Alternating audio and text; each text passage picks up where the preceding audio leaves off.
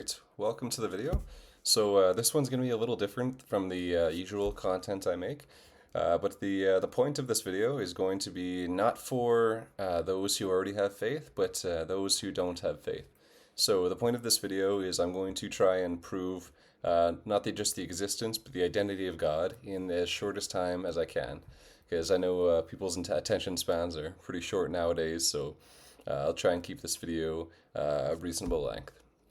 So to start this video, I'm going to go over the 4 points that I'm going to cover, which are essentially the 4 steps that I took myself, and I think most people need to take in order to find God. And I think at the time we live in, with how deluded and how full of lies our society is, it might be the hardest or easiest time to come to God. It depends on your perspective, I guess. So the first point here is going to be see the creation. So we're going to talk about the identity of the creation and how you can see your reality as not and just some cosmic accident, but something that's very intelligently designed and unmistakably has a creator. So that's the first point we're going to go over.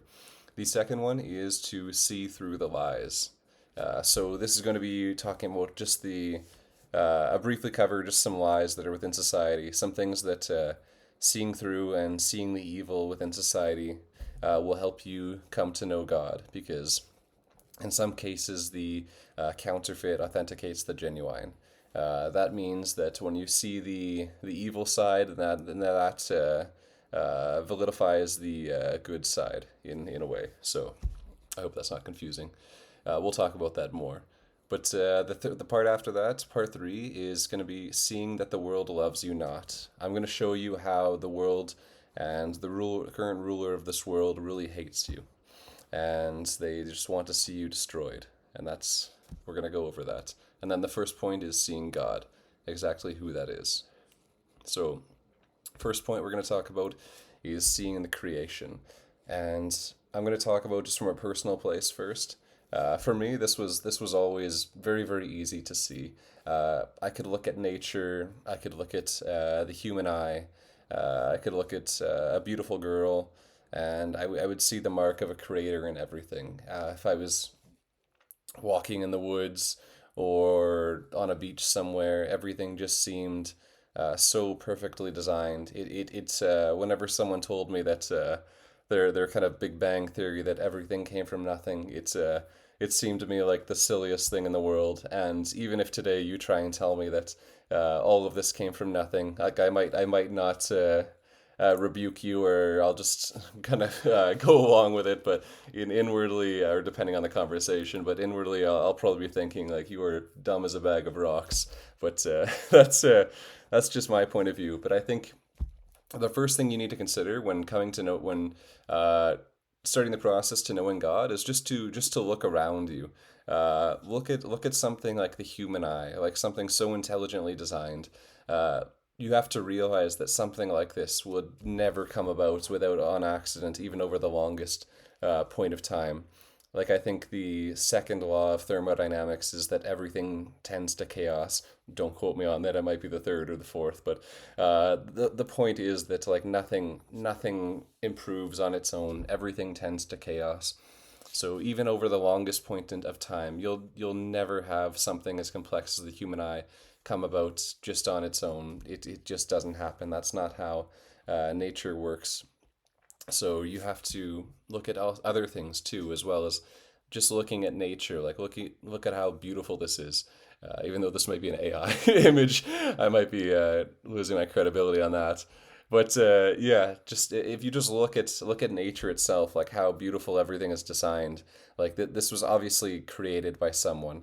And another thing you have to realize is like whoever created this, like you can't manifest that in, or you can't visualize that in your mind. Like the creator of this here is someone that the creator of your reality is someone that exists outside of that reality.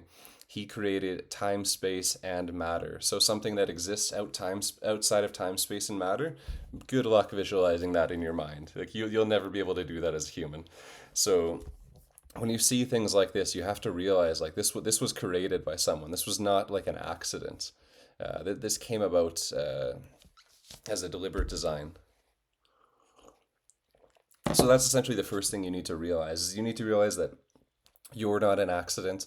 The reality that you live in is not an accident, and you're here for a reason. You just might not know what that reason is yet. But yeah, so we'll move on to the next point here is see through the lies. So within society, like I haven't personally seen the Matrix movie myself, but I know the kind of gist of it, and I know that it's not entirely far off from the truth. Like the society you live in is so thickly built up with lies that you just simply can't see through it. And I think the most important thing for you to do is to ask yourself why for everything. And this goes for everything you see. You have to ask yourself why. Like for example, I'll take the holy Kaaba or the Kaaba here, which is in I believe Saudi Arabia, and there's this black cube with gold on it, and these people or the Muslims they worship it and they walk around it in kind of a ceremonial way in a counterclockwise direction. So they don't know it, but they are in fact worshiping. Oh, sorry, counterclockwise. What I meant to put in there. They are worshiping Saturn. That black and gold cube in the middle is Saturn, and them doing their kind of like ceremonial walk counterclockwise is imitating the rings of Saturn, and Saturn is representative of Satan. So there is a connection between Saturn and Satan. So these people unwillingly or unwittingly are worshiping Satan, although they have no idea that they're doing it. And the whole reason that these sort of things come about is because these people don't ask why. They don't ask why they're doing it. Why do I walk around this counterclockwise 7 times? Like, oh, because it was in a book?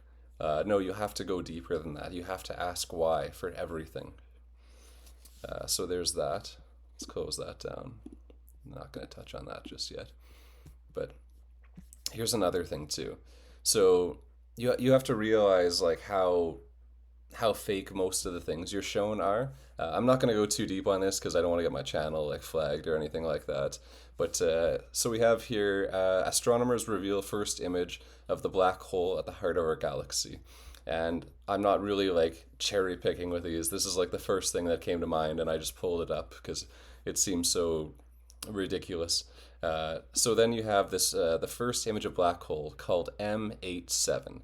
So I thought like they always love to make fun of you, so I knew this had to be something. So we go to gematria here, and we type in M. M happens to be 13, so we have 1387.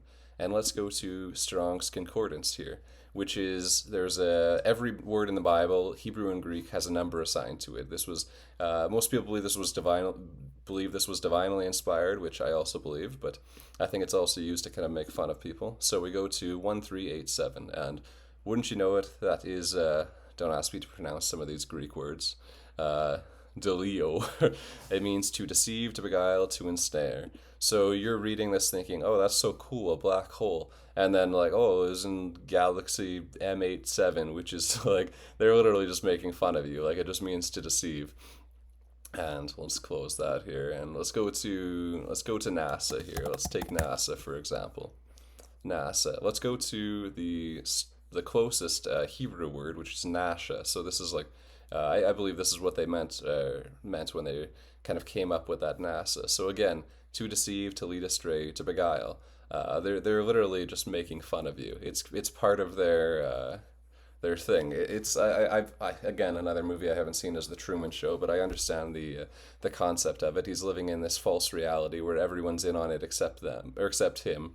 But this is more or less the case within your reality. Like that movie was inspired by real life. Like these people are just making fun of you, but you have no idea because you just simply don't do the research for it. As kind of mean as that sounds, but yeah, that's one thing there.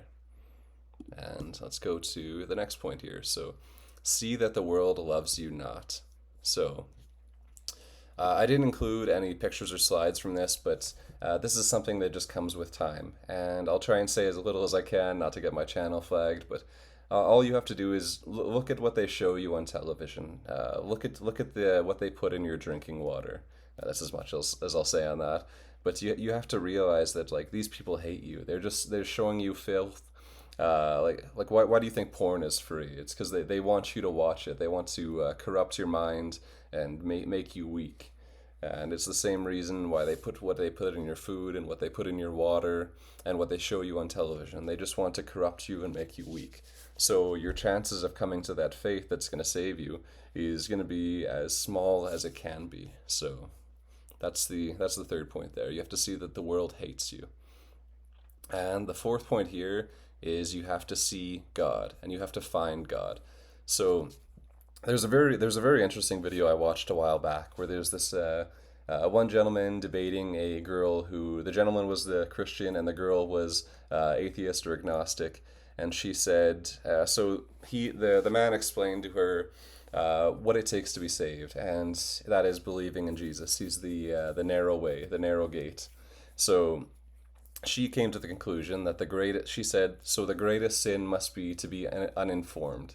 So I can see exactly where she's coming from with that, thinking that not knowing Jesus is like in a sense the greatest sin because you're not knowing the way. So it in fact doesn't matter like your morals. It's that you don't find the narrow gate, which is Jesus, and actually that is the point. The point of your life for the most part is to seek the truth, and most people never do that. Most people never think about the reality that they live in. They never think about the reason why things are the way they are. They never think who created them, why they created them, and no people don't seek out that truth. It's very rare if they do so. So in a way, before you become a Christian, I think the greatest thing you can do in your life is to find that truth. And there is only one truth. And when you look for it, you should be able to find it pretty easily. Because there's a massive difference between. Let's pull up I'm gonna pull up a Bible verse here shortly. There's a massive difference between Christianity and every other religion in the world, even different denominations within Christianity. So every religion in the world outside of Christianity is a works-based religion. By works, it means you're doing what you think is good. You're doing good acts, whether that's you're saying like you're, I don't know, 12 Hare Krishnas, or you're like walking around the cube. It made me think of the Transformers movie. But yeah, you're walking around the cube, and or you're like meditating, and you think like by doing these works that like you're earning yourself salvation. But the basis of the Bible and Christianity is that everyone has sin. The wages of sin is death. I could cite that verse, but I might do that later. But the way everyone is born with sin, and there is only one way that you were saved. It's because Jesus came down to earth and he died for your sins. That if you believe in him, you are saved. And believing is not a work; it's a faith. There's all you have to do is believe. So I'll read the verse here. John 3:16. If you only ever read one verse from the entire Bible, this should be the one you read. So, for God so loved the world that he gave his only begotten Son, that whosoever believeth in him should not perish but have everlasting life. And that's all you have to do. This is not a ongoing event. This is a singular event. Once you're saved, you're sealed, and there's nothing that you can do to be unsaved. And it doesn't matter if you sin after that or how much you've sinned before that. Once you come to that faith, you're saved. And I know that's a hard thing for a lot of people to wrap their heads around, because a lot of people, they want to trust themselves, but that's why it's called faith. You're not trusting in yourself, and that's a hard thing for a lot of people to do. But that's really all you have to do, is you have to put faith in him and not yourself. So the point I was going to touch on there is you have to see God.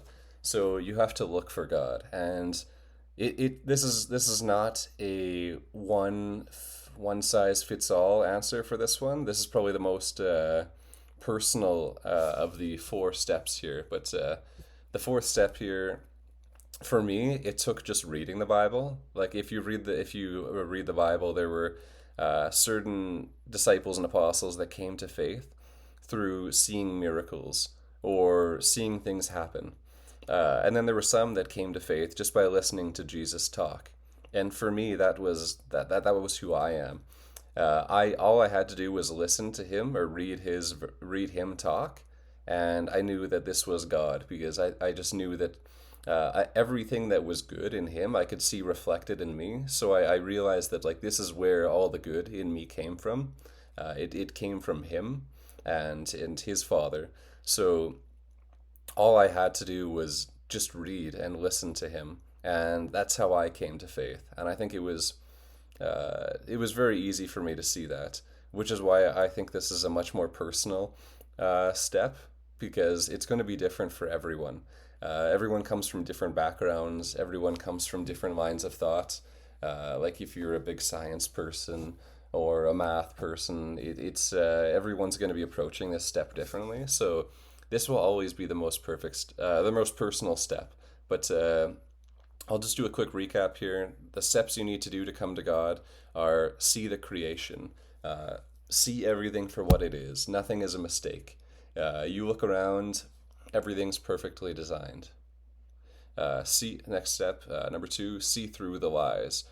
You have to see through everything that's being shown to you on the news, on television, because you have to realize that there's two forces in this world. There's good, which is God, and then there's evil. And what does evil want of you? Evil wants to destroy you. It doesn't want you to come to that truth.